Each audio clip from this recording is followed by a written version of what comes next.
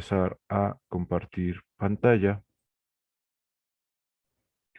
con la pizarra.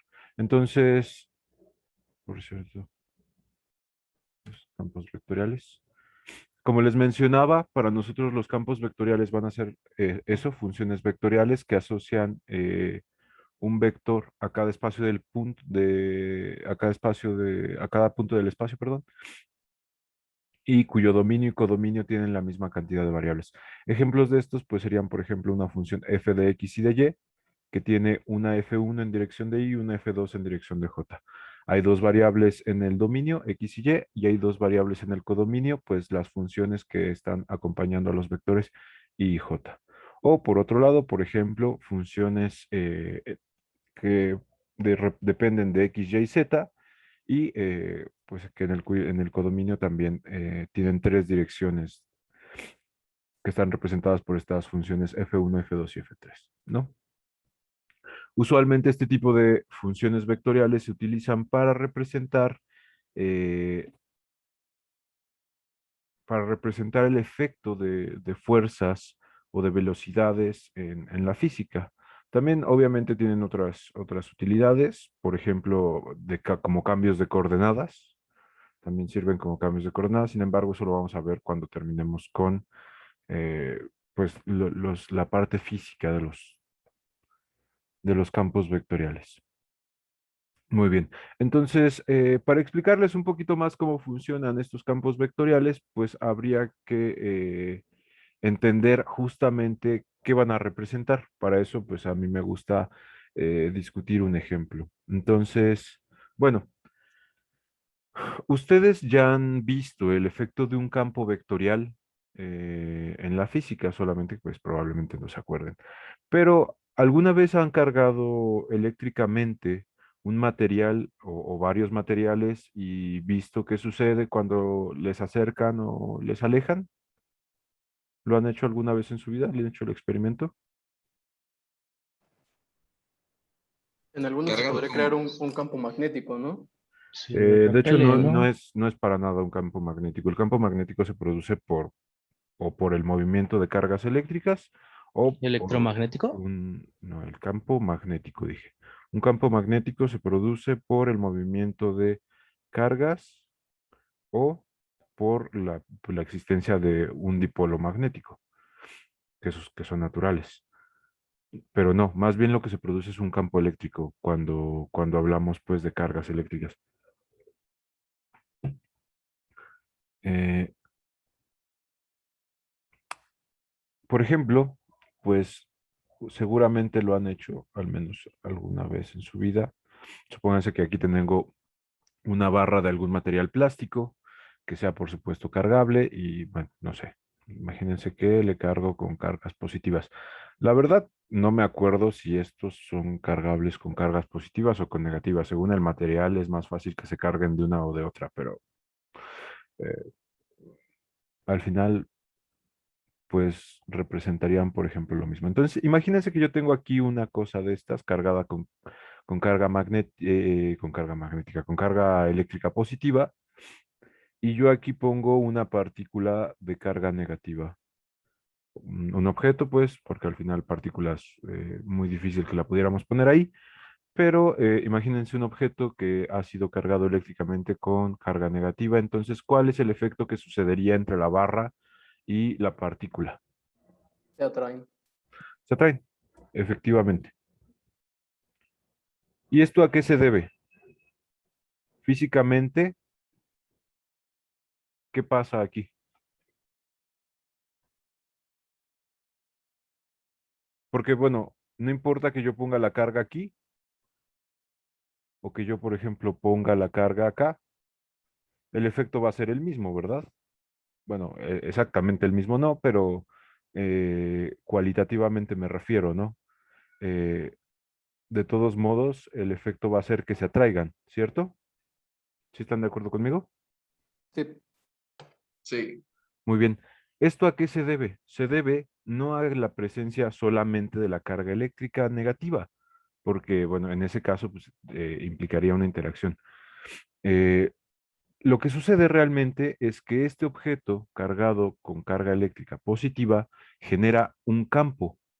Una vez que una carga o que un objeto que puede interactuar con ese campo entra en él, entonces se genera la interacción, pero el campo existe por sí mismo. Y este campo nosotros lo podemos representar como vectores que tienen un cierto efecto sobre el espacio una vez que ha entrado en ellos una partícula. Bueno, esto sucede, por ejemplo, para cargas eléctricas y para cargas magnéticas. Bueno, tanto como cargas, ¿no? Más bien como para elementos magnéticos. Sin embargo, pues esto puede suceder para sistemas mecánicos, pues puede suceder, por ejemplo, en el flujo de, de un fluido en una tubería. Entonces, este tipo de representaciones como campos vectoriales de un efecto físico son muy útiles. Bueno, ¿cómo podemos, por ejemplo, entender este campo eléctrico? Una función que tiene la forma, no así los valores exactos, pero una función vectorial que tiene la forma de un campo eléctrico, perdón, de carga positiva es el siguiente. F de X y de Y igual a X por Y más Y en J. ¿Vale? Entonces, bueno, cópiense esto porque quiero abrir GeoGebra para que veamos cómo sería gráficamente este campo vectorial. Dijo que era un campo vectorial con polo positivo, ¿verdad? Eh, pues La sí, ecuación que tiene ahí sí, arriba sí, marcada. dije carga eléctrica positiva, sí es verdad. Ah, ok. Aunque sobre todo me importa la forma, no exactamente de nuevo la dirección ni los tamaños exactos de los vectores, porque eso sí sería distinto en la vida real.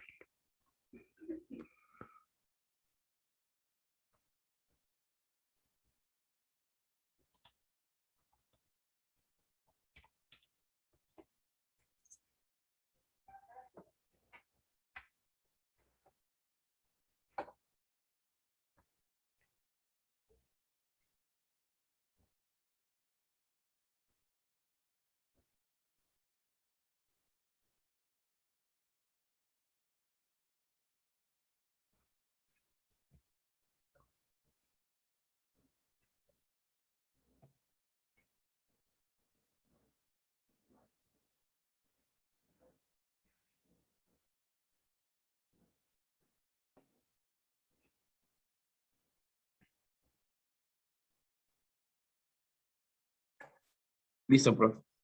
Ok, perfecto. Entonces les voy a dejar de compartir eso y les voy a empezar a compartir si me deja. GeoGebra. Entonces, dijimos que el campo vectorial en este caso va a ser F, bueno, yo le puse X y Y, pero bueno, ya saben, GeoGebra tiene sus propias variables ya asignadas, entonces voy a cambiar los nombres por U y V como un vector cuyas componentes son justamente X y Y, en este caso U y V. Entonces, ese sería mi función vectorial. Aquí está. F es igual a U y a V. Entonces, vamos a poner, por ejemplo, un punto lo que sea, un punto A, y vamos a ver qué pasa si yo evalúo la función f en A.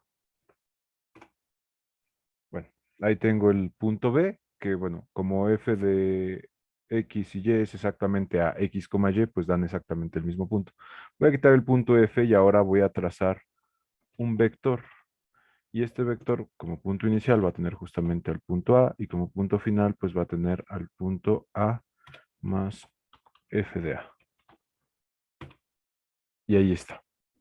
Entonces, otra vez, ¿por qué vamos a utilizar nosotros campos vectoriales? Bueno, porque físicamente nos permiten poner un vector asociado a cada punto del espacio, donde este vector representaría un efecto físico que está teniendo un objeto, lo que sea, en este punto del espacio. Y bueno, yo, por ejemplo, puedo aquí mover el punto y se va cambiando el efecto de mi campo vectorial. Esto de nuevo se debe a que usualmente cuando nosotros tratamos con campos vectoriales estamos pensando que la fuerza existe o que el efecto físico existe a pesar de que no exista algo con quien pueda interactuar. Y eso es cierto para varios tipos de campos vectoriales, por ejemplo, el campo gravitatorio, el campo eléctrico producido por una carga, el campo magnético producido por un flujo de cargas o por un dipolo magnético y así, ¿no? Por ejemplo, considerando de nuevo el flujo en una tubería, eh, si nosotros queremos estudiar el efecto que tiene este flujo sobre algún objeto, pero solamente un pequeño objeto que estuviera introducido dentro de la tubería, pues otra vez el efecto existe debido al flujo de algún fluido, entonces eh, que permaneciera o no permaneciera el objeto dentro de la tubería, pues no afectaría en principio el comportamiento de velocidades del flujo porque se depende del flujo realmente, ¿no? Entonces, muy útil es esta representación de un vector que suele representar una fuerza o una velocidad en un espacio y que se debe a un ente mayor, pues en este caso, por ejemplo, les decía la Tierra con su campo gravitatorio, una carga eléctrica, con su campo eléctrico, un dipolo magnético con su campo magnético, ¿vale? Muy bien. ¿Qué pasa, por ejemplo, si yo empiezo a trazar más puntos en este espacio? Por ejemplo, uno aquí, uno acá, uno acá, uno acá, uno acá, uno acá, uno acá. Y voy a trazar vectores de cada una con el inicio y el final de cada uno de estos, ¿no? Para representar el efecto que tendría el campo magnético sobre cada uno de los puntos. Ah, no, ve, ya está dado. ¿Qué quiero decir? Sí.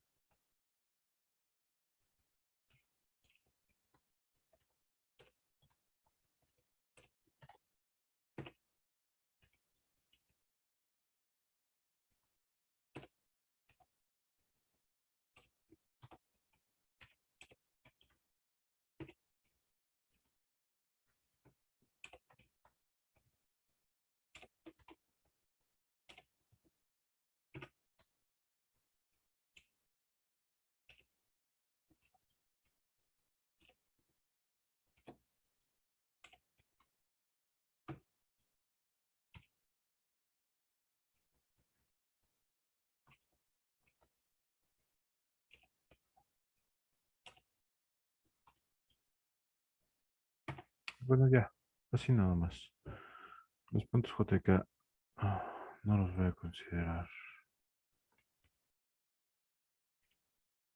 Muy bien, viendo esto así, ¿qué parece que hace, por ejemplo, este campo vectorial a los puntos que pertenecen a un espacio cercano a él? ¿Qué les hace?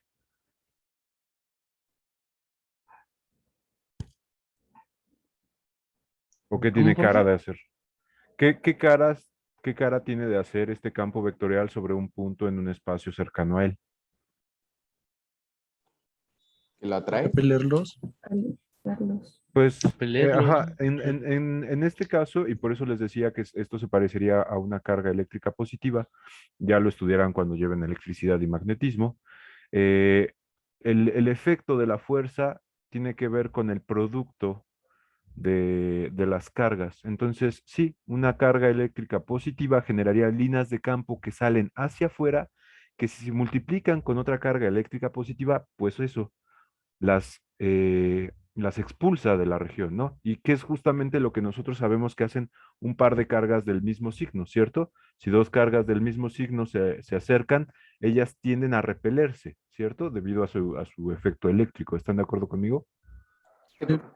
Sin embargo, por supuesto, debido a que el campo eléctrico, o más bien la fuerza eléctrica, tiene que ver con dos cargas, si nosotros ponemos dos de signo opuesto, lo que pasaría es que la dirección de este vector cambiaría.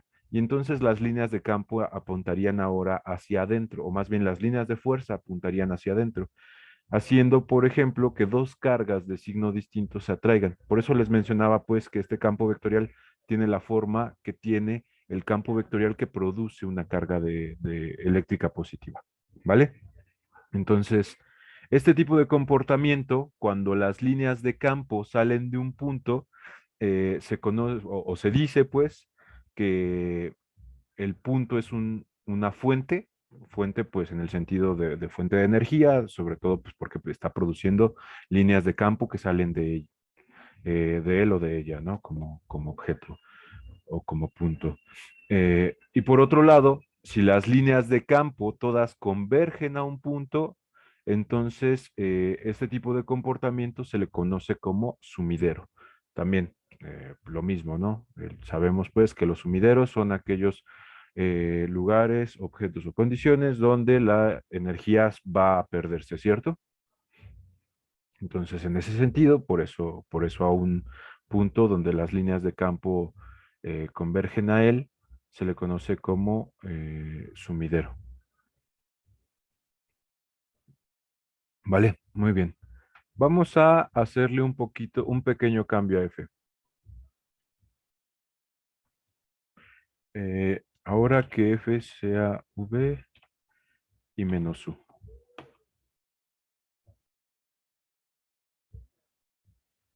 Ah, qué pedo.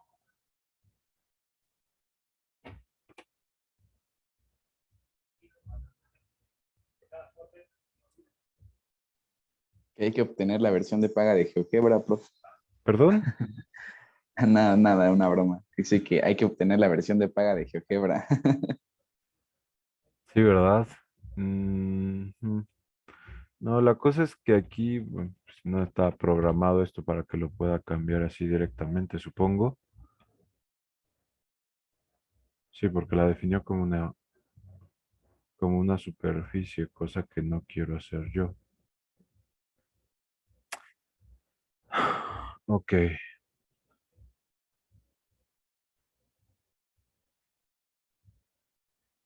bueno,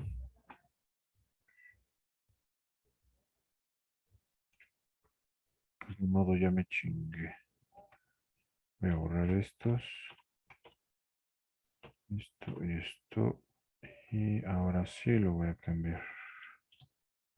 V y menos U. Ah, y tú quítate de aquí. Así. Y ahora voy a volver a ponerlos todos. FDA, FDC. No los estaba graficando.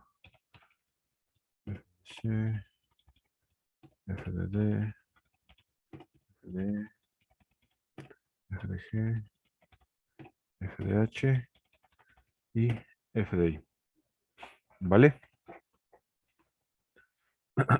Muy bien. Este es otro campo vectorial. Este campo vectorial tendría componentes en lugar de X y Y, que recuerden, para nosotros X era U y Y era V. Entonces, si nosotros cambiamos el campo vectorial a la forma que tiene ahorita, sería un campo vectorial de la forma Y, menos X. ¿Vale? Muy bien. ¿Cómo son las líneas de campo ahora de este campo vectorial?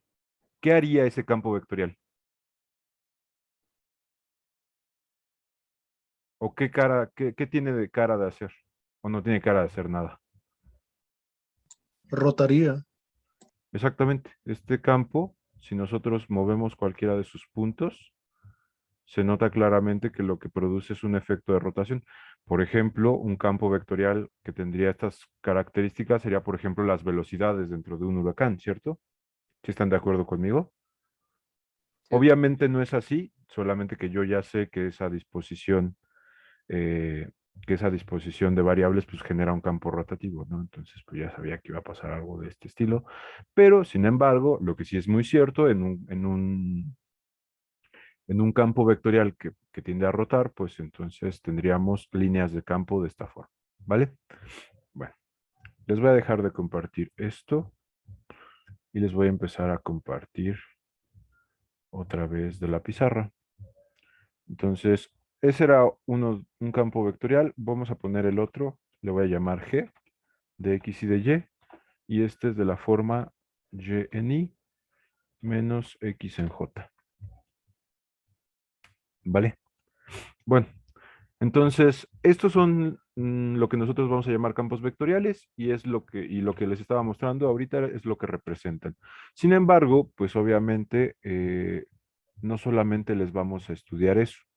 Hay bastante que se le puede estudiar a un campo vectorial.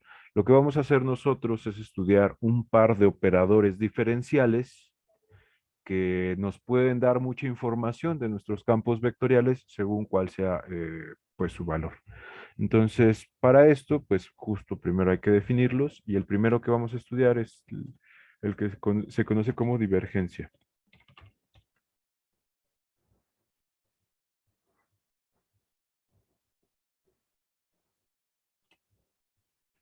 ¿Cómo va a estar definida la divergencia? Bueno, está definida utilizando el operador Nabla, que ¿recuerdan cómo está definido el operador Nabla?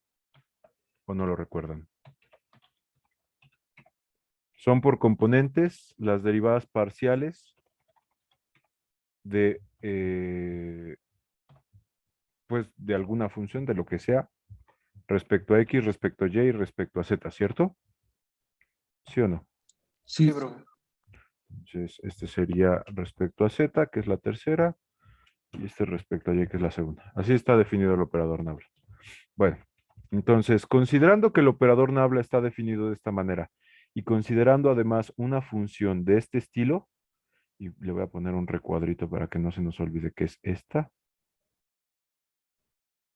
Entonces, la divergencia se va a representar como el operador Nabla, como si estuviera, porque no es realmente un producto punto, pero como si estuviera en producto punto con mi campo vectorial.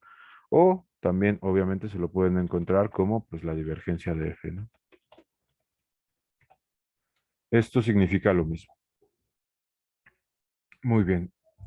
Y si nosotros entendiéramos esta cosa como un producto punto y el operador Nabla de esta manera, lo que tendríamos que hacer es cada una de las componentes de este operador Nabla cuasi multiplicarla o cuasi operarla con cada una de las componentes de mi vector F. Eso quiere decir que el resultado de esto, ¿qué me debería de dar?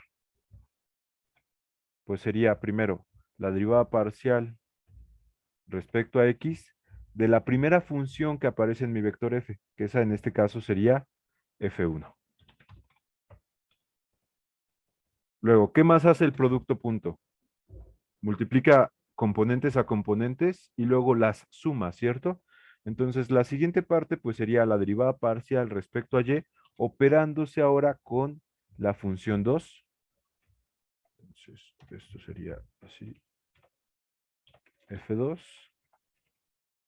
Y finalmente, pues la parcial respecto a Z, esta parcial respecto a Z, operándose con la tercera componente de mi vector F, que en este caso sería la función F3.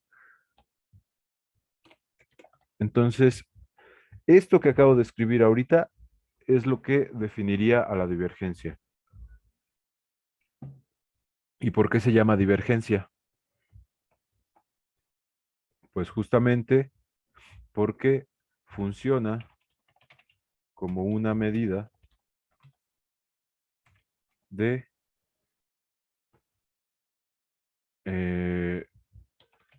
qué tanto se alejan o se acercan las líneas de campo de un campo vectorial. Siendo que si la divergencia es positiva, entonces eso significa que las líneas de campo divergen, y si la divergencia es negativa, entonces pasa justo lo contrario, ¿no? Las líneas de campo convergerían, ¿vale?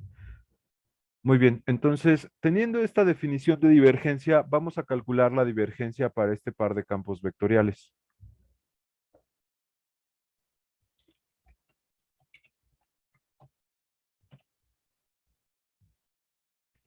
Entonces, ¿qué pasa, por ejemplo, si yo calculo la divergencia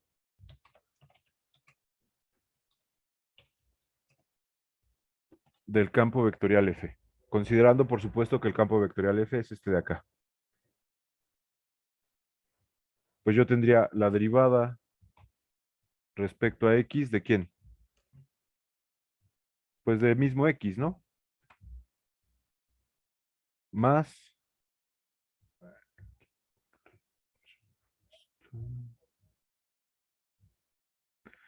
la derivada respecto a Y, ¿de quién? De Y. De Y misma.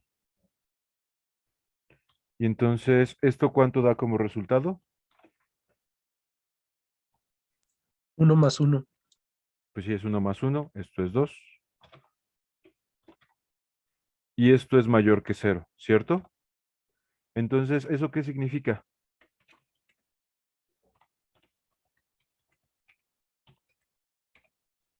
¿Que es divergente?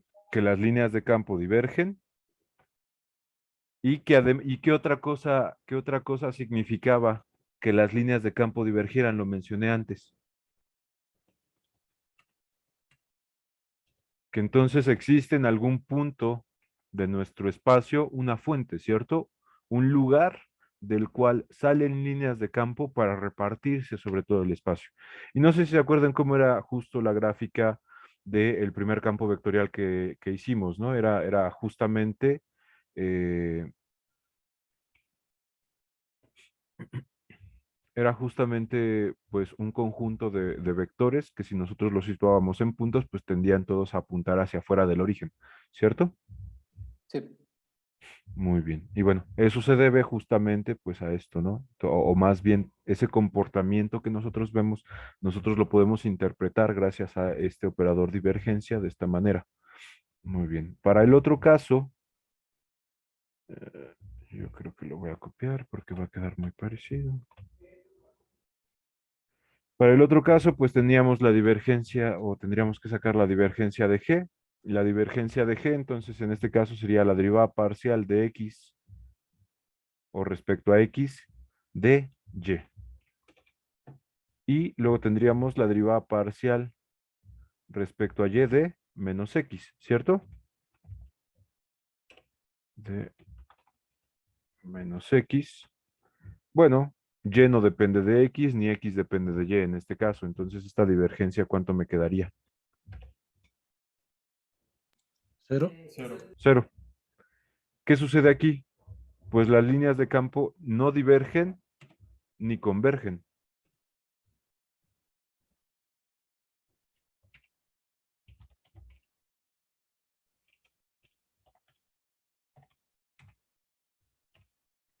Y entonces a este tipo de campos, donde las líneas de campo ni divergen ni convergen, se les conoce como campos solenoidales. Solenoidales.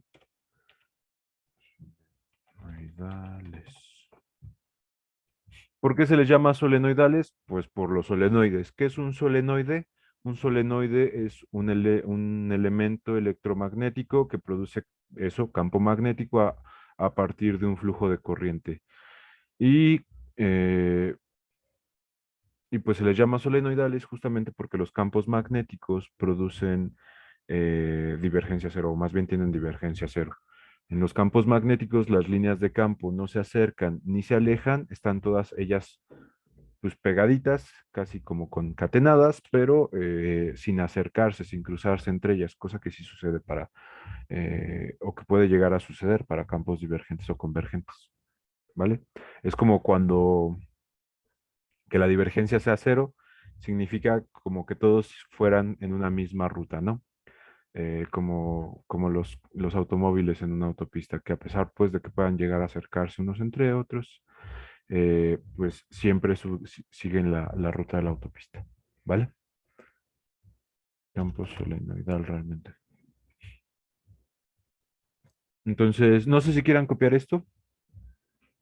Les doy un par de minutos. Sí, profe. Va. Y bueno, mientras siguen copiando, les menciono que, bueno, este campo vectorial para G daba cero, y lo que nosotros pudimos ver en la gráfica era que las líneas de campo estaban rotando, ¿no? Pero no parecía que se estuvieran acercando entre ellas, pues justamente se debe a eso.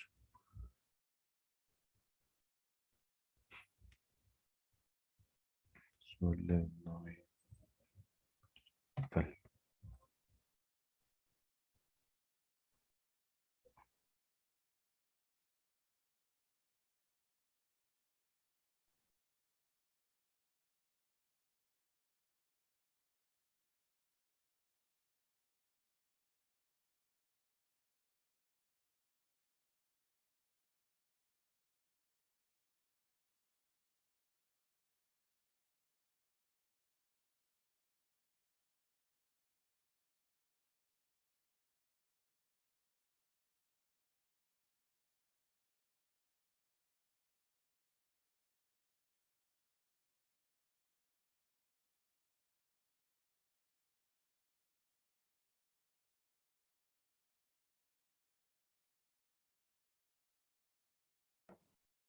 Profe, ¿cree que podría volver a repetir lo de campo solenoidal? No lo entendí muy bien.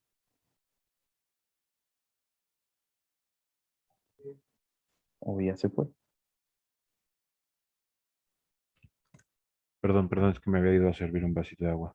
Sí, claro. Se les llama campos solenoidales a los campos que tienen divergencia cero porque sus líneas de campo, pues eso, generan o no se acercan entre ellas, cosa que sucede para los campos magnéticos. Ahora, se les llama solenoidal porque el solenoide es un elemento electromagnético, pues, obviamente generado por el hombre, que reproduce el comportamiento de un dipolo magnético. ¿Cómo es el comportamiento de un dipolo magnético? Ustedes, yo creo que seguramente sí han hecho este experimento también, el de la ferrita y el imán, ¿no? Supónganse que tienen aquí un dipolo magnético. Y entonces, si ustedes ponían un imán justo de esta configuración, recto, y ponían ferrita o limadura de hierro o lo que sea, cualquier elemento eh, ferromagnético de tamaño pequeño, entonces lo que se generaba debido justamente a las líneas de campo del imán eran líneas como así, ¿no? ¿Sí lo recuerdan? Sí, profe. Sí. Sí. Bueno, yo dibujo de la chingada, ya lo saben, pero en principio debería de verse un poco parecido a eso. Y bueno, ¿por qué se les llama entonces solenoidales? Porque, por ejemplo, si nosotros analizáramos las líneas de campo que aparecen aquí, dentro del imán, pues son todas así rectitas y unas pegaditas con otras, lo que significa pues que no se juntan. Son dentro del imán paralelas todas ellas. Y bueno, incluso fuera del imán son o tienen un comportamiento casi de paralelismo, porque eventualmente algo que sí que sucede es que aquí, por ejemplo, la primera, disculpen mi pulso de maraquero, la primera imagínense que se cierra acá, la segunda se cierra un poco más hacia afuera. Sin embargo, siguen manteniendo esa cualidad de que entre ellas no apuntan una hacia la otra, sino que apuntan siempre paralelas. Entonces, por eso es que se les llama solenoidales a los campos con divergencia cero, porque las líneas de campo de un imán nunca se acercan. Si tú ves hacia dónde apunta una línea de campo de un imán y ves hacia dónde apunta la línea de campo del imán del punto inmediatamente siguiente, vas a darte cuenta de que son paralelas entre ellas siempre. Entonces, es por eso. ¿Vale? Entonces, eso Ah, ok, profe, gracias. yo creo que vale la pena que lo escriba en un recuadro. Entonces, dame chancecito. Voy a hacer esto. ¿Y cómo se verían, por ejemplo, ve que me dijo que eran las líneas Ah, rectas entre polo y polo? ujú. ¿Cómo se verían ¿Fuera? normalmente si no fuera solenoidal? O no es. O sea, se verían como No, o sea, es todas que alborotadas, algo así. me refiero, o sea, es que las de un dipolo magnético siempre van a ser así. O sea, siempre son así. No importa qué dipolo magnético te encuentres. Puedes, por ejemplo, o podrían encontrarse, por ejemplo, el toroide, que de hecho también es muy probable que el imán más común que ustedes hayan visto es el del toroide porque sirve para bocinas. La cosa del toroide es que es un dipolo magnético donde los polos son como un lado del toroide y el otro lado. Sería como las caras de la moneda son los polos del toroide. Entonces el campo magnético que se produce aquí va alrededor del toroide. Si nosotros tomáramos una sección transversal de el toroide se vería como un recuadrito aquí así negro, y entonces las líneas magnéticas que él produce son así. Pero ahí tiene que ver un poquito con pues con la configuración. Eh, sí, no voy a discutir más de esto porque nada más los voy a confundir.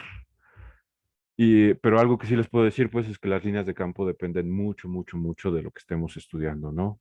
Ya de nuevo, las líneas de campo eléctricas tienden a ser líneas de campo que salen de la carga eléctrica. Las líneas de campo magnéticas suelen ser líneas de campo que rotan alrededor de la carga magnética, o bueno, entre comillas, carga magnética, ¿no?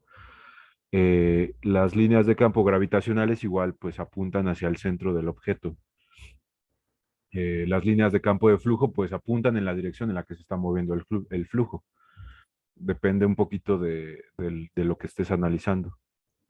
Eh, pero pues ya, eso es lo que les puedo comentar. Nada más, eso sí, aquí como comentario, pues sí voy a poner que estas líneas de campo no se acercan, ¿no?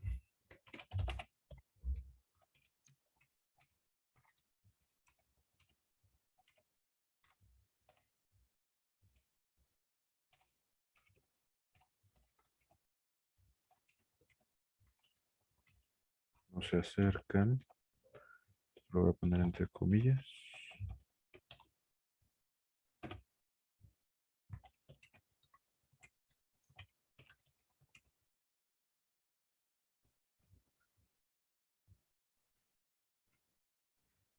Entonces, bueno.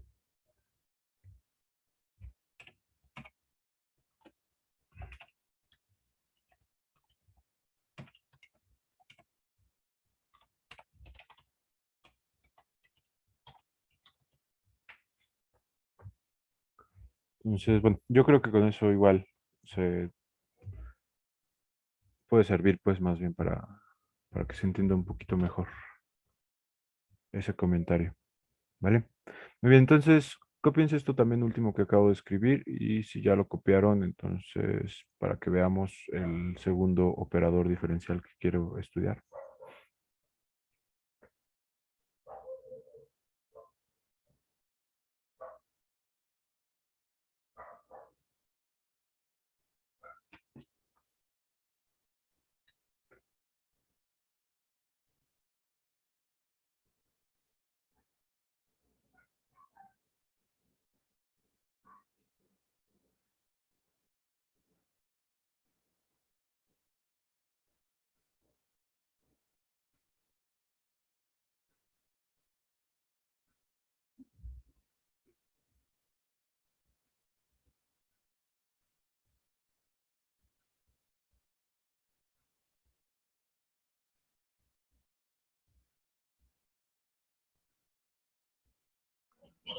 Listo, profe.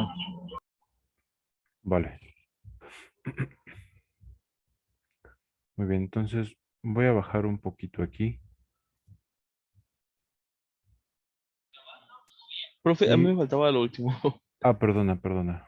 No, no, yo no le dije, perdón. Bueno, yo creo que con eso, mientras terminas tú de copiar, y me sirve que voy escribiendo porque yo voy a tener que escribir bastante. El siguiente operador diferencial que nosotros vamos a estudiar es uno que se llama rotacional.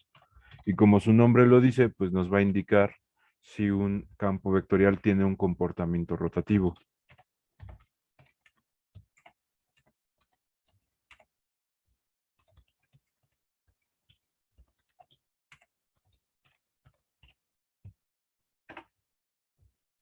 Y bueno, más cosas, ¿no? Pero vamos a ver cómo se define. Entonces, considerando otra vez que el operador nabla está definido por derivadas parciales respecto a x, y, z como componentes de un vector, entonces para nosotros el rotacional se va a parecer a hacerle un producto cruz al operador nabla con el campo vectorial f. Entonces, bueno, eh, ya sé que no es exactamente así, pero si nosotros planteáramos como determinante este producto vectorial del operador nabla con f, y también voy a hacer un abuso de notación escribiendo solamente las parciales así, porque no quiero escribirlas todas, me ocupa mucho espacio. Sí,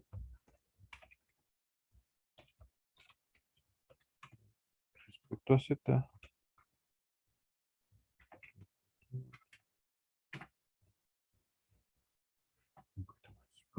Bien, y aquí tendríamos la función F1, la función F2 y la función F3.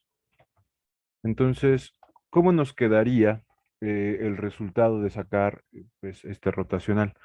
Tendríamos, por supuesto, en dirección de I, una función que estaría definida como la derivada parcial de F3 respecto a Y.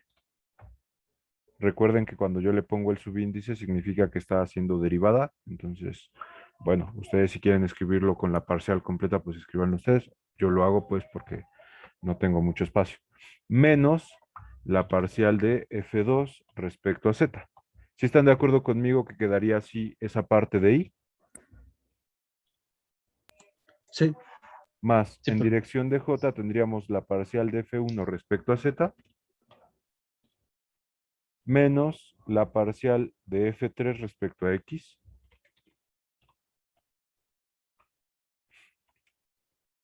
Puede por ahí que a alguno de ustedes se les haga raro que lo escriba yo así y no con un menos acá. Ustedes pues solamente pónganlo al revés, ¿no? Si son de los que se cuatrapean cuando lo escriben así, pues pongan este menos aquí afuera y cámbienles los signos. Y finalmente en dirección de K tendríamos la parcial de F2 respecto a X menos la parcial de F1 respecto a Y. ¿Vale? Entonces, otra vez, hacer el rotacional es más o menos, o sería parecido, a hacer un producto cruz entre el operador nabla y el campo vectorial al que le queremos sacar el rotacional. Otra vez, su comportamiento nos indica si hay rotaciones en nuestro campo vectorial. Luego, entonces, si nosotros calculáramos el rotacional para los ejemplos, ¿qué nos quedaría? ¿Cómo esperan que sea para el primer ejemplo, donde nada más se expandían las líneas de campo? Profe, ¿Qué pasó? en donde dijo que nos cuadrapeábamos, nada más alternó los signos, ¿verdad? Sí, era lo que les decía. Ustedes usualmente aquí ponen un menos y ponen F3 de X menos F1 de Z, ¿no? Ajá, sí, sí. Eh, sí, bueno, o sea, si ustedes lo escriben así, pues nada más tengan en consideración que yo no lo hago nunca.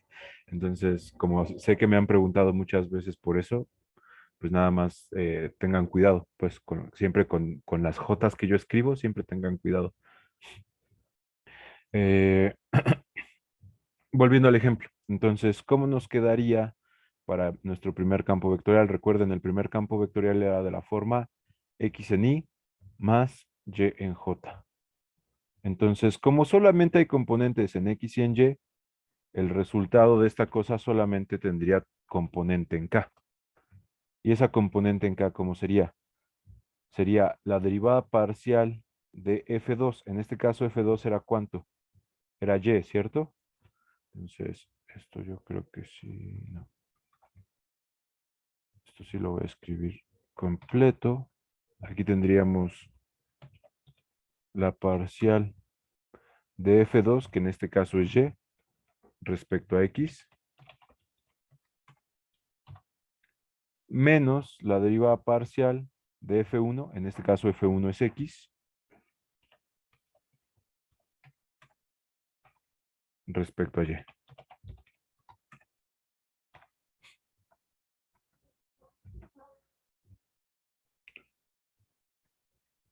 Muy bien. ¿Cuánto nos va a dar eso? 0. 0 en K. ¿Y eso qué significa? Pues que para nuestro primer ejemplo, para el ejemplo de donde las líneas de campo solamente apuntaban hacia afuera del origen, ese campo pues no rota, y lo cual era más o menos obvio, ¿no? O sea, nosotros de lo que, de lo que podíamos ver de ese campo vectorial, no podíamos intuir que estuviera rotando, pues porque de hecho no lo hace. Entonces, las líneas de campo de este campo no rotan.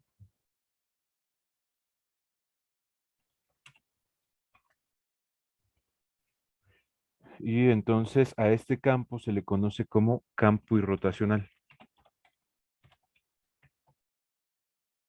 ¿Vale? Muy bien. Para el segundo campo vectorial, las líneas de campo sí rotaban, ¿cierto? Entonces,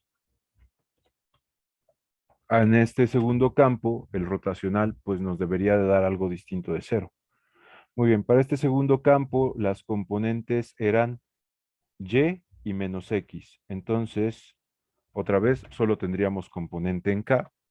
Y esta componente en k sería la derivada parcial respecto a x, la derivada parcial respecto a x de f2, pero en este caso f2 era menos x. Entonces aquí sí que va a tener un valor. Luego a esto además habría que restarle la derivada parcial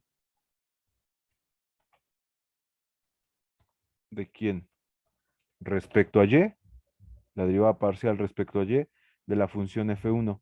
Pero para este segundo campo vectorial, f1 era y. De tal forma que ¿cuánto nos va a quedar este rotacional? ¿Cuánto nos quedaría su valor? Esta derivada Menos parcial 2 en vale K. menos 1, esta también vale menos 1, entonces nos quedaría exactamente como lo menciona su compañero, menos 2 en K. Entonces, el rotacional quedó distinto de cero. Las líneas de campo de este campo sí giran o rotan, pues. Pero además, otra cosa, ese menos 2K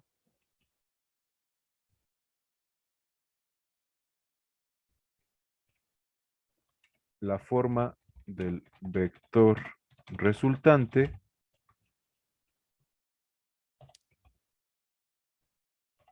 nos indica dos cosas. Tanto el eje de rotación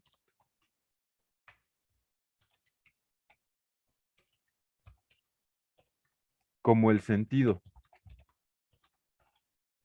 Indica eje de rotación y sentido de rotación también. Donde, pues obviamente, si este menos 2 en lugar de menos 2 fuera positivo, implicaría un sentido en otra dirección. Entonces, cópiense esto porque quiero volver a GeoGebra para que discutamos esto de la dirección de rotación. ¿Es en sentido horario de reloj? Ajá, con signo negativo eso es horario, es en sentido horario. Con signo positivo sería antihorario. De hecho, estas cosas del signo siguen la regla de la mano derecha, donde si es positivo, entonces, y nosotros vemos las líneas de campo, a la hora de aplicar la regla de la mano derecha, el eje de rotación apuntaría hacia nosotros, y en caso contrario, que es el caso que tenemos esta vez, con rotacional negativo, eh, a la hora de utilizar la regla de la mano derecha, las líneas de campo apuntarían hacia adentro de la pizarra o hacia adentro de la pantalla, en su caso. Pero bueno, eso quiero que lo veamos pues también en GeoGebra. Así que cuando terminen de copiar esto, me avisan, por favor.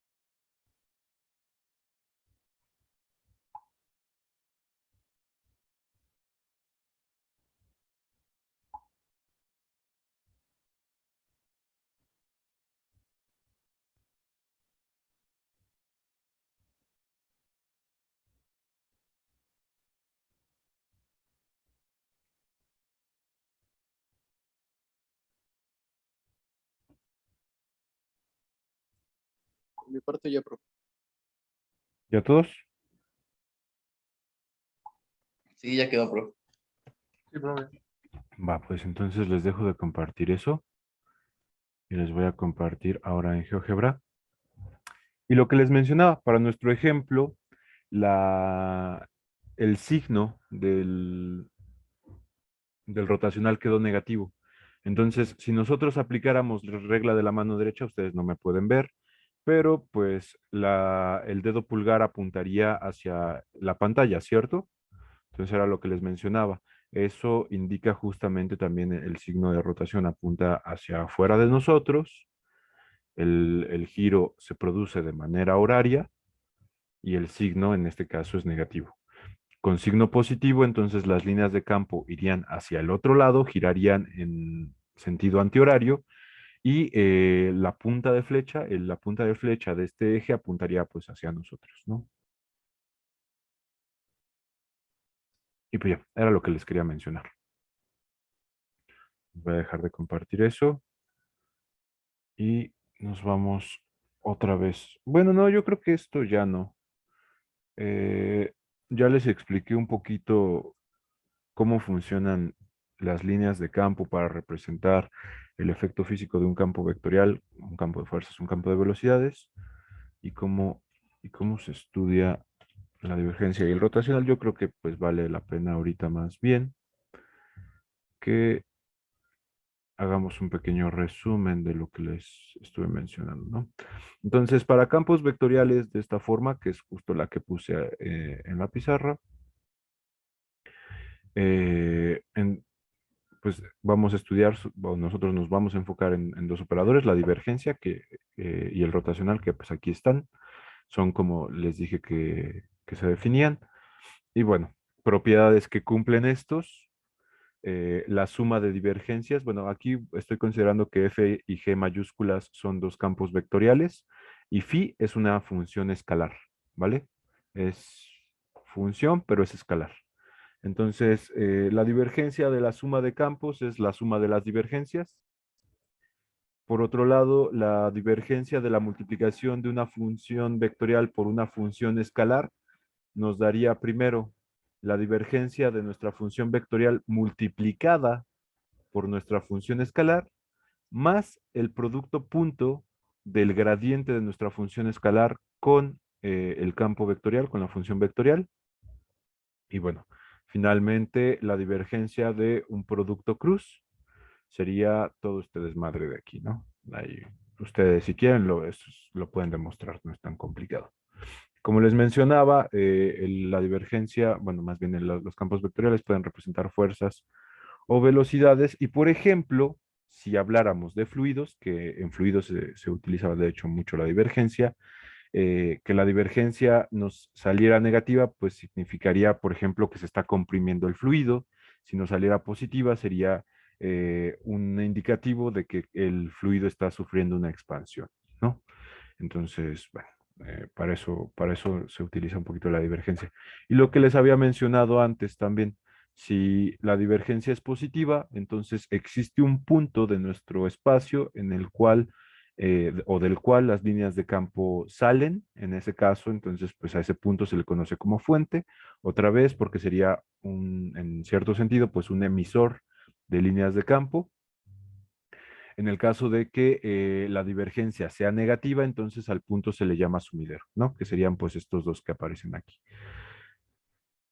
En el caso de que no existan ni fuentes ni sumideros en el campo, eso implicaría, por supuesto, que la divergencia es cero siempre. Y si la divergencia es cero siempre, entonces al campo se le conoce como solenoidal. De nuevo, porque esto pues tiene que ver con los solenoides, que son electroimanes, y los imanes pues tienen ese comportamiento, tienen el comportamiento eh, de líneas sin divergencia o de divergencia cero, pues. Por otro lado está pues el rotacional. El rotacional, bueno, como propiedades, sabemos que el rotacional de la suma de campos vectoriales es la suma de los rotacionales por separado. Luego, el rotacional de la multiplicación de una función escalar por una función vectorial sería la multiplicación de nuestra función vectorial por el rotacional de nuestro campo vectorial así solito. Y a eso habría que sumarle después el producto cruz de el gradiente de nuestra función con la función vectorial pues, que estamos estudiando, ¿no? Finalmente, ay, perdón, me dio sueño. Finalmente, el rotacional de un producto cruz, pues es todo este desmadre de aquí, ¿no? Igual, si ustedes lo quieren demostrar, ahí será cosa de ustedes. Yo, por supuesto, ya no lo voy a hacer.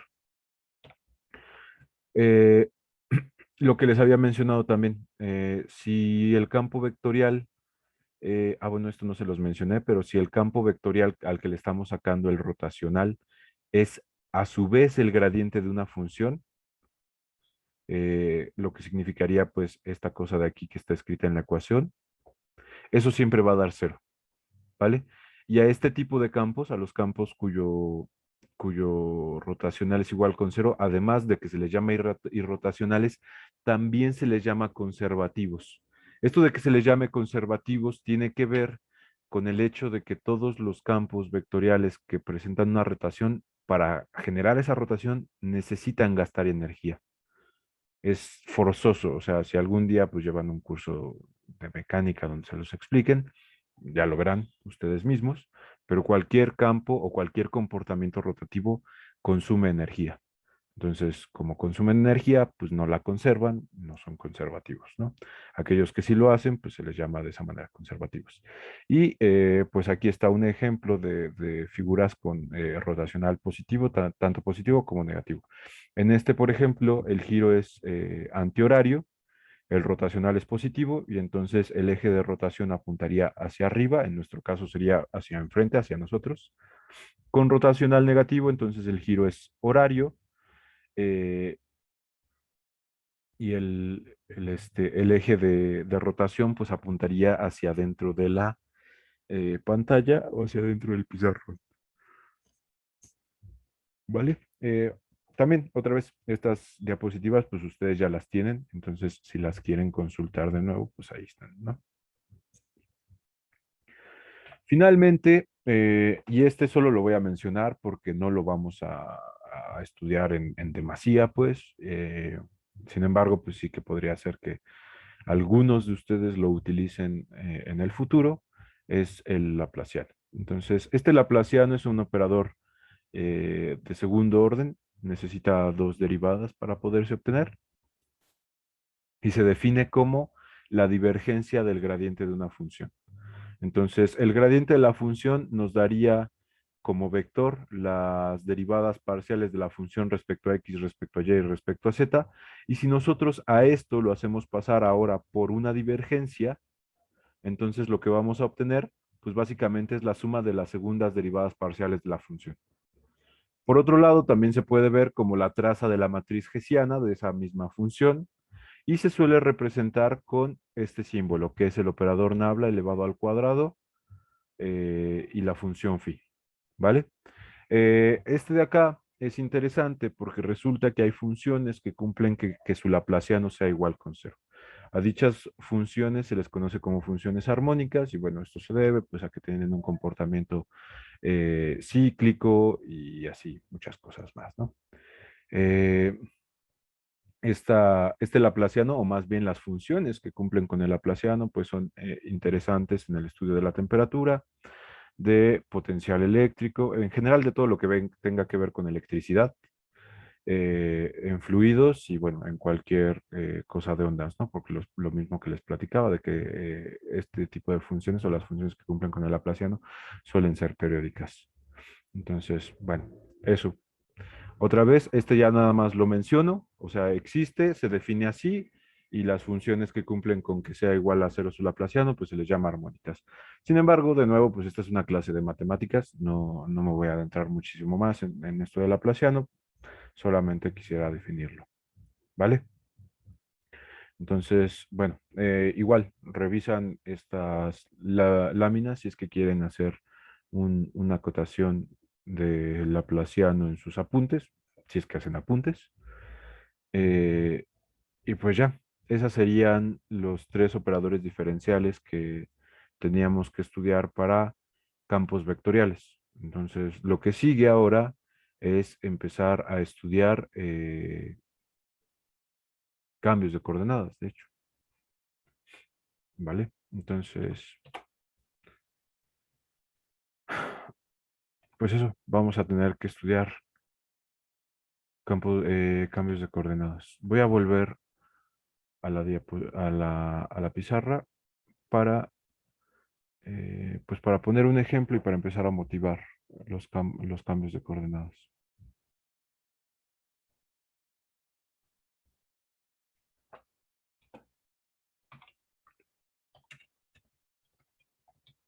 ¿Ustedes conocen algún cambio de coordenadas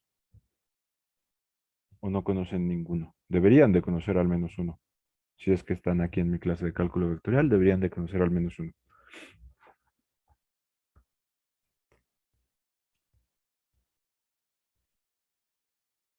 El de cartesianas a polares. Exactamente el de cartesianas a polares. ¿Cómo estaba definido el cambio de coordenadas de cartesianas a polares? ¿X a cuánto era igual? ¿Usaban R o usaban ρ? R. R. R coseno de teta. Y Y era igual a R por el seno de teta. Muy bien, ¿y por qué son interesantes estas coordenadas polares? Primero que nada, ¿de dónde salen?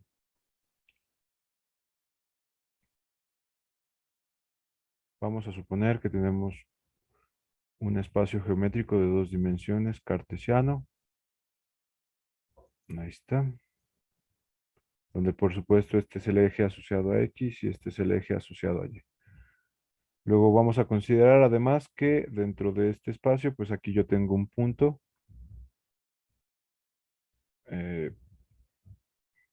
Pues de coordenadas, pues, lo mismo, ¿no? X y Y. Y entonces, ¿qué son y cómo se relacionan a X y Y estas coordenadas polares?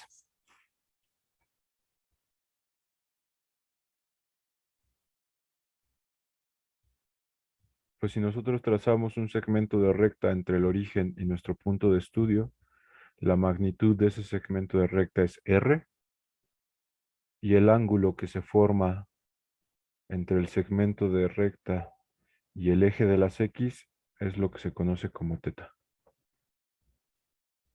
¿Y por qué son interesantes para nosotros este cambio de coordenadas? ¿O no son interesantes para nada? Solamente se las enseñaron para chingarles la madre.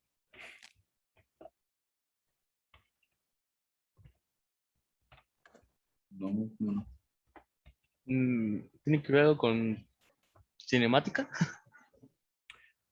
Eh, pues sí, claro que puede tener algo que ver con cinemática. Básicamente es porque hay cosas, y de hecho muchísimas cosas, que son más fáciles de representar en un sistema que algo tenga que ver con circunferencias a un sistema que tenga que ver, o bueno, sí saben, ¿no? Que la representación de polar, si ustedes hacen un mallado de las coordenadas polares en un plano, da circunferencias, ¿no? ¿O no lo sabían?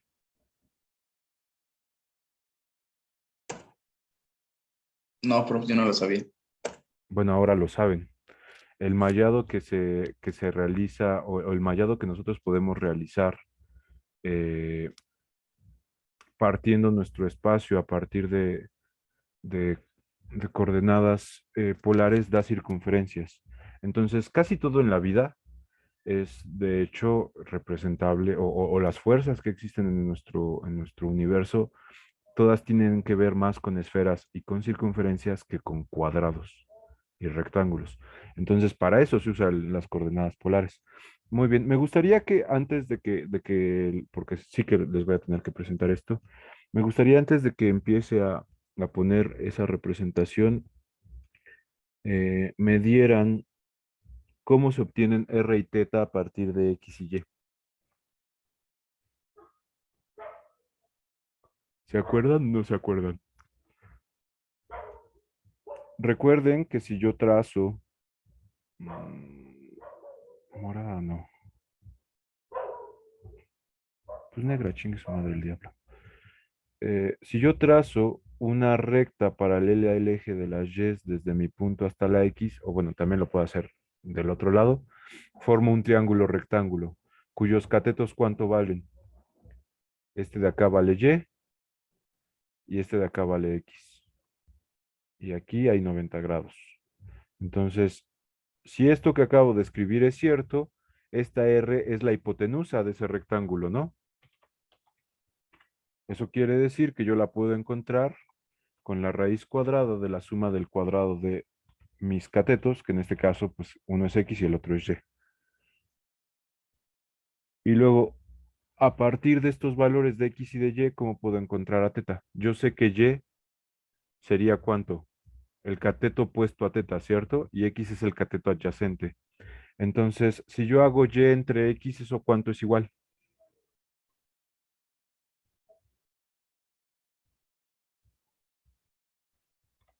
Y entre X, ¿a cuánto es igual?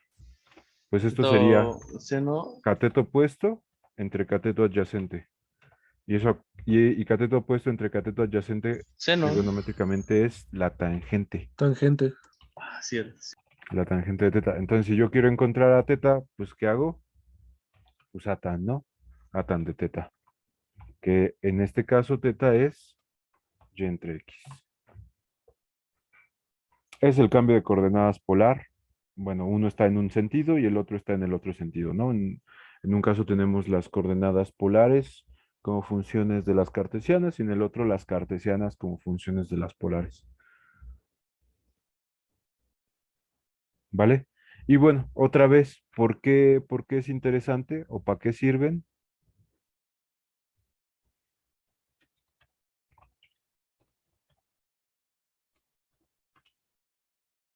Por ejemplo, ¿cuál es la ecuación de la circunferencia? X cuadrado más Y cuadrado es igual a R cuadrado. X al cuadrado más Y cuadrado es igual. Y como estoy usando, imbécil, no es R. Como estoy usando a R para mis variables, no le voy a poner R, le voy a poner A, ¿vale? Entonces, esa es la ecuación cartesiana de una circunferencia. Muy bien, ¿cómo es la ecuación? Esta es en cartesianas. ¿Cómo es la ecuación de esa misma circunferencia en polares?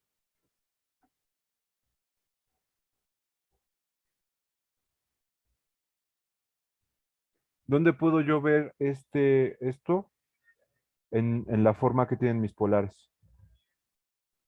O sea, yo quiero llegar a una función que sea de R y de teta igual con algo de A. ¿Cómo le hago?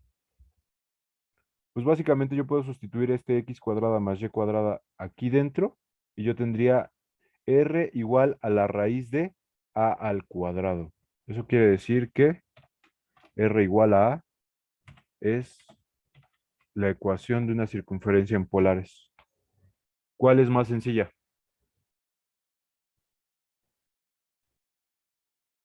R igual a A. R igual a A en polares es más sencilla. O sea, más sencilla si nosotros después vamos a querer operarla como una ecuación. Porque pues al principio, o sea, al principio y al final, ambas representan lo mismo. Pero solo si las voy a operar, solo si voy a empezar a hacer derivadas o mamadas de ese estilo, me importaría a mí llevarme una cosa de una representación que para ella no es natural y que por lo tanto me va a ser difícil hacer o trabajar cosas ahí, así me la llevo a unas coordenadas donde sí que sea fácil de trabajar. De nuevo, las circunferencias y los fenómenos circulares son más fáciles de trabajar en coordenadas polares que trabajarlos en coordenadas cartesianas. Y para eso lo usamos básicamente, para ahorrarnos trabajo. Muy bien. Ya nada más para... Bueno, no te queda un chingo de clase. ¿Cuál nada más? Eh, nada más para que vean esta parte de que, de que las coordenadas polares generan circunferencias, les voy a compartir también GeoGebra. Otra vez. Y a ver, ¿esto cómo lo hago?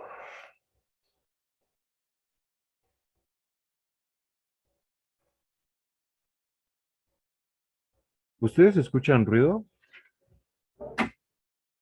No, profe. ¿Ruido de qué? Y ya se pusieron a trabajar por aquí, por mi casa, y yo no me escucho a mí mismo, al menos. Ah, no, no escucho nada. A lo mejor tiene unos audífonos muy buenos. No, más bien, yo tengo audífonos que no están tan buenos, por eso yo sí escucho. Y más bien es la inteligencia artificial que tiene programado este Zoom, la que seguro ha de estar anulando el ruido para ustedes. Eso es lo que me imagino que tiene que pasar, porque yo no estoy haciendo nada.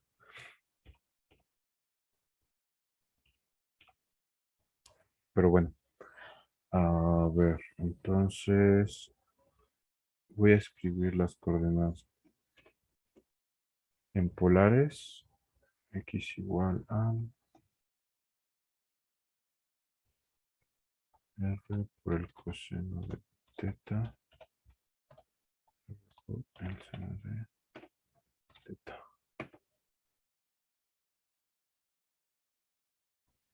No, no. Entonces, a ver. V, U,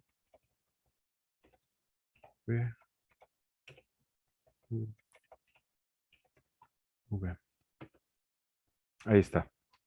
Esas serían las coordenadas polares. Entonces, ahora lo que voy a hacer es evaluar esta función. Aquí U está haciendo las veces de R y V las veces de teta. Entonces, lo que voy a hacer para esta cosa, no, eso quién sabe si vaya a funcionar.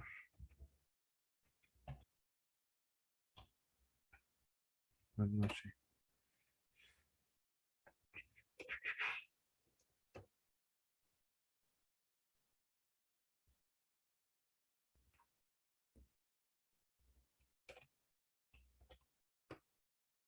No, sí, no. No. Ok, no me da chance de hacerlo así, entonces lo voy a ir metiendo como curvas.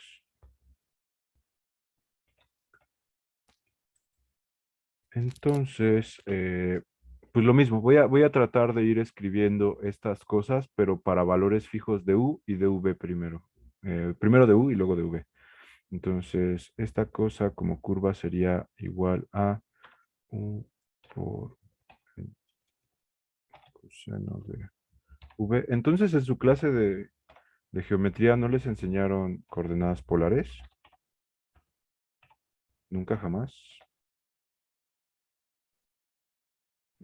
Sí, pero ya tiene como bastante tiempo que las vi. Ok. Muy bien, entonces imagínense que yo tengo esta cosa así, como U coseno de V, U seno de V, y hago U igual con 1. Entonces, pues eso me da esa circunferencia. Si yo hago U igual con 2, me da esa segunda circunferencia. Y puedo seguir así, generando curvas donde yo estoy dejando constante el valor del radio de esas circunferencias, ¿vale? Bueno, entre las muchas cosas que quiero hacer aquí, también.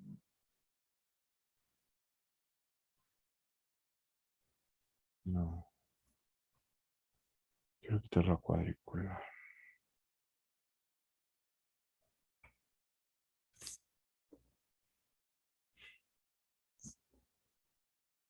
Listo.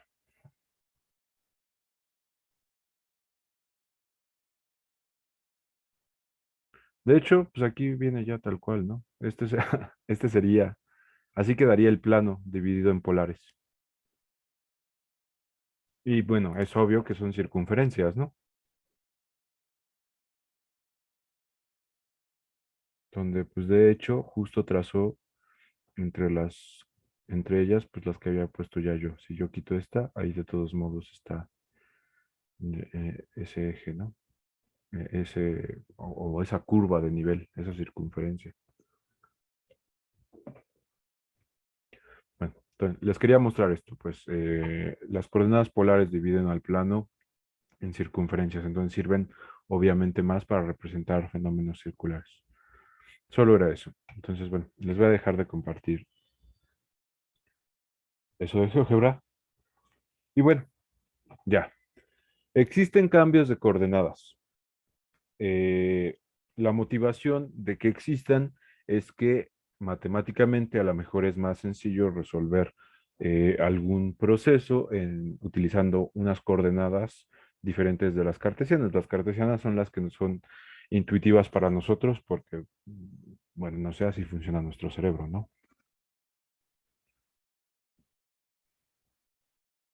Sin embargo, una vez que nosotros cambiamos de coordenadas, eh, no solamente hay que cambiar las funciones, sino además también hay que cambiar los vectores y la geometría de nuestro espacio. ¿A qué me refiero con esto? Imagínense que yo tengo una función, eh, ¿qué será bueno?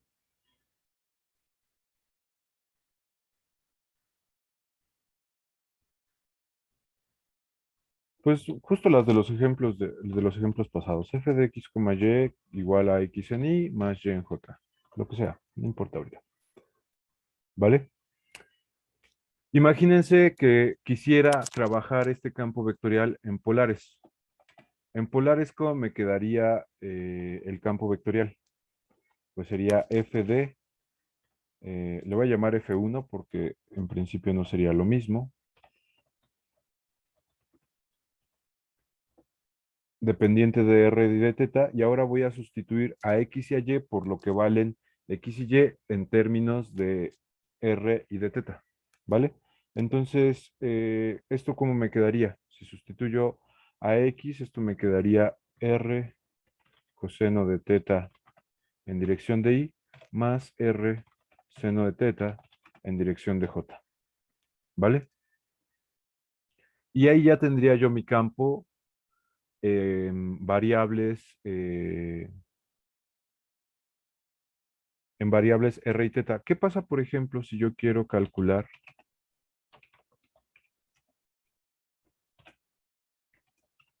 el rotacional de F1? ¿Eso a cuánto me va a dar?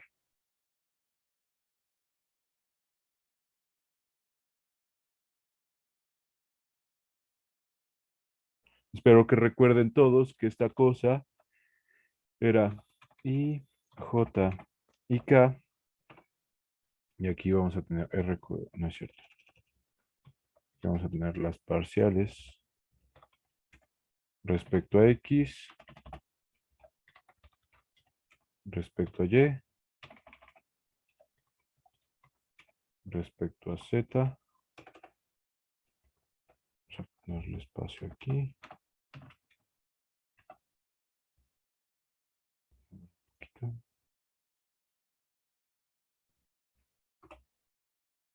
Y aquí tendríamos R coseno de teta y R seno de teta.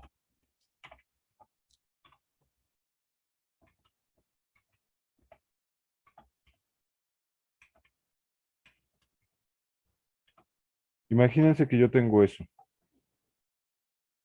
Y que yo no sé, pues, que eso se está trabajando en polares. Imagínense que tengo que calcular ese rotacional y yo no sé que ese campo se está trabajando en coordenadas polares. Entonces, ¿cómo le puedo hacer para calcularlo si el rotacional está definido en términos de x, de y y de z?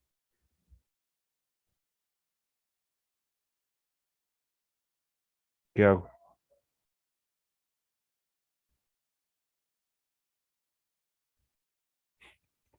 Pues por supuesto, no, al menos no hay respuesta y por eso se quedan callados, es claro. Eh, si yo no tengo más conocimiento acerca del campo, de las coordenadas que estoy utilizando, yo no puedo calcular ese rotacional porque no son las mismas variables. Yo no puedo agarrar y hacer la derivada parcial de r seno de teta respecto a x porque yo no sé qué relación hay entre r y teta respecto a x. Y lo mismo sucedería para esta de acá. Más aún, ese es muy complicado que ustedes lo vean, pero los vectores i, j y k tienen que ver con las variables cartesianas x, y, z. Entonces, tampoco podría yo calcular un rotacional que me dijera algo en coordenadas polares si considero que estoy haciendo esas derivadas parciales en las cartesianas. Y estoy referenciando los vectores a vectores que me dicen algo en cartesianas. Entonces, tengo que generar toda una nueva, pues no tanto como teoría, pero todo un nuevo background, unas nuevas bases para poder aplicar mis operadores diferenciales sobre problemas que ya no están en coordenadas cartesianas, sino en coordenadas, pues otras, que nosotros vamos a conocer como coordenadas curvilíneas, ¿vale? Entonces, para eso, pues vamos a tener que generar tanto nuevos vectores como nuevas representaciones a estos operadores, ¿vale? Y bueno, pues eso es justamente lo que nosotros vamos a estudiar en esta parte. Les voy a dejar de compartir esto y les voy a compartir las diapositivas. Profe, ¿le puede regresar tantito? Ah, sí, perdón. ¿Aquí? Sí, ya, gracias. Ok, bueno, también igual como comentario.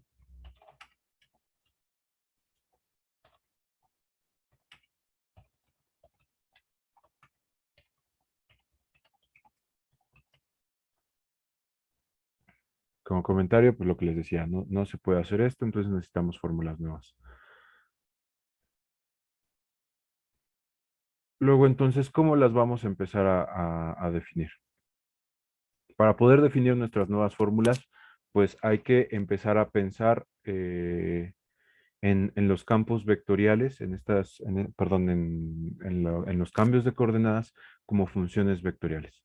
Entonces, nosotros vamos a entender un cambio de coordenadas como tres funciones, T1, T2 y T3, que dependen de coordenadas curvilíneas U, V y W, y que nos devuelven nuestras coordenadas cartesianas X, Y, Z. ¿Vale? Eso quiere decir que para cualquier punto R de coordenadas X, Y, Z, yo puedo juntar todas estas en una función T dependiente de U, de V y de W, que pues sería T1 de esto en dirección de I, T2 en dirección de J y T3 en dirección de K. ¿Vale? Si además, y bueno, nosotros vamos a considerar que siempre existe, si además existe la transformación esta de aquí T es invertible, deberían de existir también funciones R1, R2 y R3, que ahora son funciones de X, Y, Z, y que como resultado me dan a las coordenadas curvilíneas U, V y W. Si la transformación es invertible, entonces estas dos existen, tanto T como R, y son únicas, ¿vale? Que si nosotros lo relacionamos con lo que estábamos viendo en la pizarra, pues esta de acá es T, que nos da a las variables cartesianas X, Y en términos de las variables curvilíneas R y θ, y tendríamos una transformación T-1, que bueno, en las diapositivas lo llamo R, ¿no? Pero que nos da como resultado las variables curvilíneas en términos de funciones de las variables cartesianas. ¿Vale? Muy bien. Entonces, nosotros así vamos a entender las transformaciones. Otra cosa, si ambas funciones son diferenciables, me refiero a la transformación y a la transformación inversa, entonces el jacobiano de la transformación va a ser diferente de cero. Si no son diferenciales, pues, si no son diferenciables, entonces a lo mejor esta cosa da cero y bueno, existirían puntos singulares y bla, bla, bla, ¿no? Todas esas cosas que no son analizables a partir de la teoría que estamos utilizando nosotros ahorita. Si el jacobiano es positivo, entonces se dice que el sistema es derecho. Si por el contrario el jacobiano es negativo, se dice que el sistema es izquierdo. Esto tiene que ver con lo que alguna vez me preguntaron hace un par de sesiones de si había problema que primero pusiéramos a uno de nuestros parámetros a la hora de parametrizar o si poníamos al otro. Entonces, eso tiene que ver con esta cosa de que el jacobiano sea derecho o izquierdo, pero pues lo vamos a estudiar o vamos a adentrarnos más en eso hasta que hablemos pues ya de los sistemas de coordenadas curvilíneos más utilizados y que son los que vamos a estudiar aquí, ¿vale? Muy bien, entonces les voy a dejar de compartir esto y haciendo todas esas consideraciones, Yo vuelvo por acá.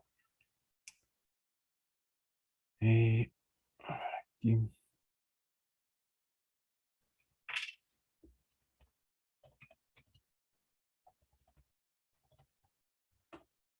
Para nosotros, otra vez, los cambios de coordenadas son funciones vectoriales y que del mismo modo que los campos vectoriales van a tener la misma cantidad de variables en el dominio y en el codominio.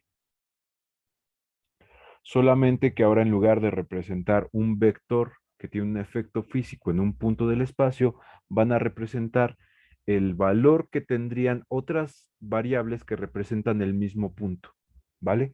Entonces, estas funciones nosotros las vamos a ver como T de U, V y W,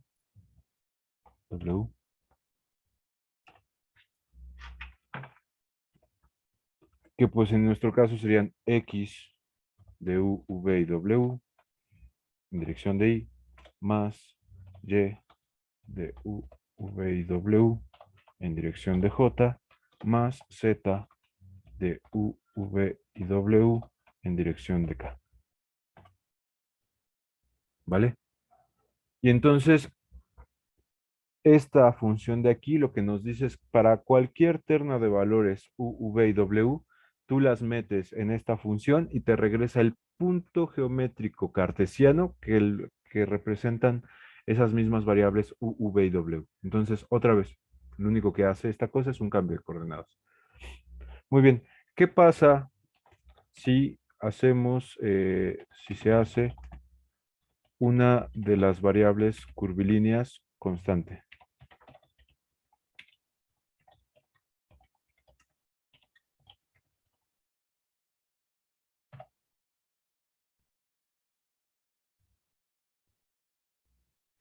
¿Qué pasa si hago una de las variables curvilíneas constantes? Supónganse que hago justamente u igual a c y esto es constante.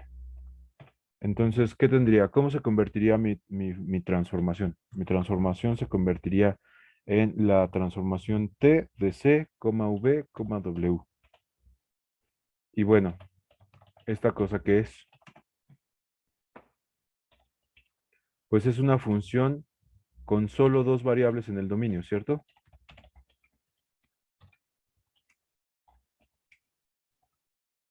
Sí, ¿Y qué dijimos que eran las funciones con dos variables en el dominio?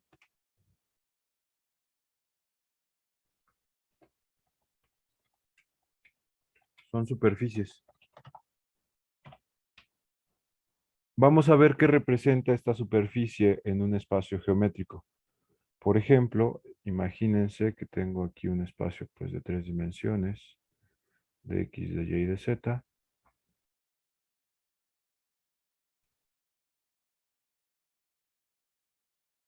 X, Y y Z.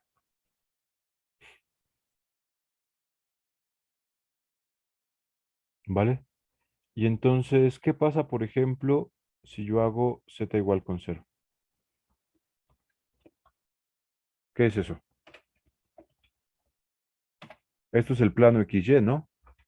¿Sí están de acuerdo conmigo? sí, profe. Y geométricamente, pues serían todos los puntos que pertenecen a esta región del espacio, ¿cierto?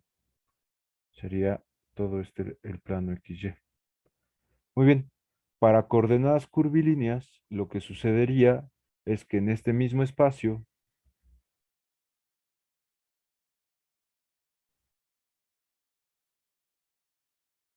bueno, no, ahorita, eso ahorita. Entonces, bueno, si yo dejo constante solo dos de estas variables, entonces obtengo una superficie, que en el caso de las coordenadas cartesianas, exactamente de las coordenadas cartesianas, hacer constante una de nuestras variables, pues sería obtener un plano coordenado, ¿cierto? Estos de acá, sí saben ustedes que se llaman planos coordenados, ¿cierto? ¿O no sabían? Sí. Coordenadas.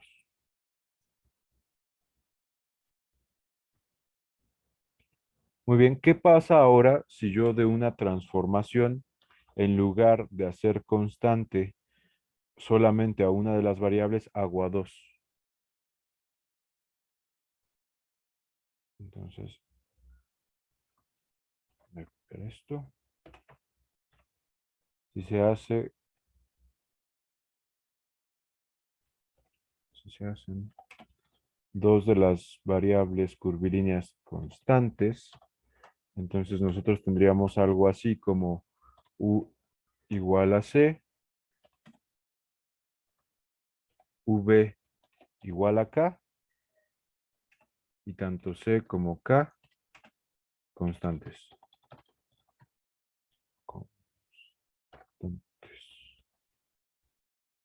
Entonces nosotros tendríamos una transformación que dependería de C constante, de K constante y de W. ¿Esto qué es? Pues es una función vectorial de cuántas variables en el dominio. Una sola, ¿cierto?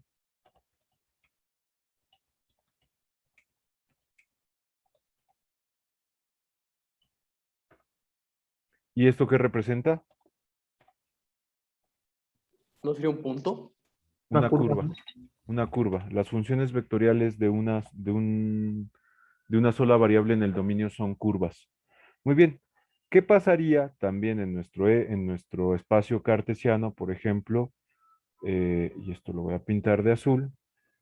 Si hacemos tanto y como z iguales con cero. Y igual a z igual a ambos con cero. ¿Esto qué sería?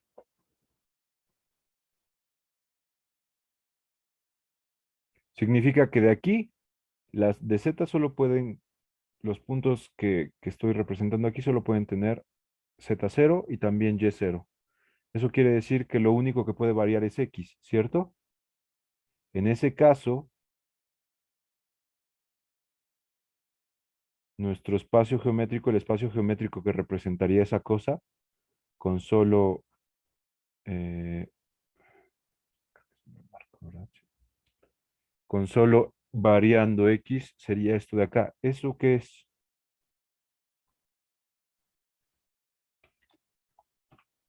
Es el eje X, ¿no? ¿Sí o no? Sí, profe. Le voy a poner rojita para que se note que es relacionado con el otro. ¿Y a esta cosa cómo se le llama? Esto sí es más probable que sepan cómo se llama, son los ejes coordenados, ¿no? ¿Sí o no? Eh, Ejes coordenados. ¿Vale? Ahí está. Bueno. Pues resulta que si nosotros tenemos un sistema de coordenadas curvilíneo, entonces vamos a tener algo como de este estilo. Disculpen que dibuje feo, pues trato de hacerlo lo mejor que puedo. Y entonces resulta que en lugar de tener ejes coordenados, lo que nosotros vamos a tener, en este caso, en el caso específico de sistemas de coordenadas curvilíneas, son curvas coordenadas, que harían las veces justamente de lo que hacen los ejes coordenados.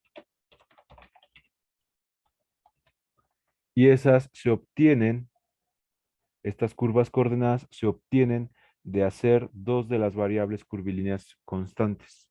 ¿Vale? Muy bien. ¿Qué pasa entonces si yo hago solo una de las variables curvilínea constantes? Pues entonces yo tendría, eh, por ejemplo, digamos que hacemos u igual con cero. Entonces nuestras únicas variables que varían son v y w. Entonces nosotros tendríamos aquí una curva, aquí otra, aquí otra, aquí otra, aquí otra y otras que tengan que ver con w, que serían todas estas.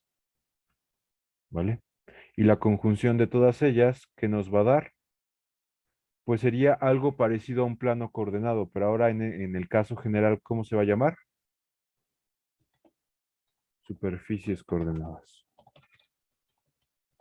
Y estas otra vez, ¿cómo se obtienen? Se obtienen de hacer constante una sola de las variables curvilíneas, ¿vale? ¿Quieren copiar esto? Sí, profe. Pues bueno. Y ya se nos va a acabar la clase, ¿verdad? Ahora sí.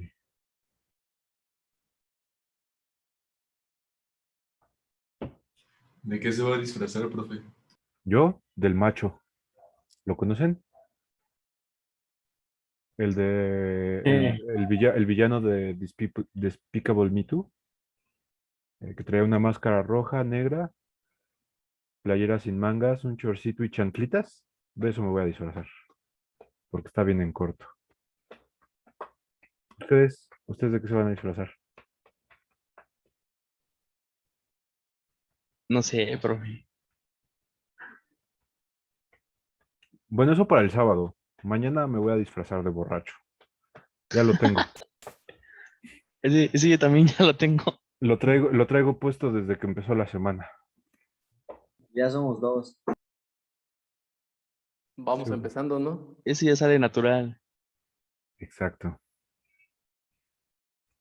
Muy bien. Yo creo que lo siguiente que vamos a hacer, o sea, ahorita les estoy explicando más o menos geométricamente qué va a representar las cosas en coordenadas curvilíneas. Para la próxima clase tenemos que encontrar vectores que hagan las veces de los vectores I, J y K, pero ahora para nuestras coordenadas curvilíneas.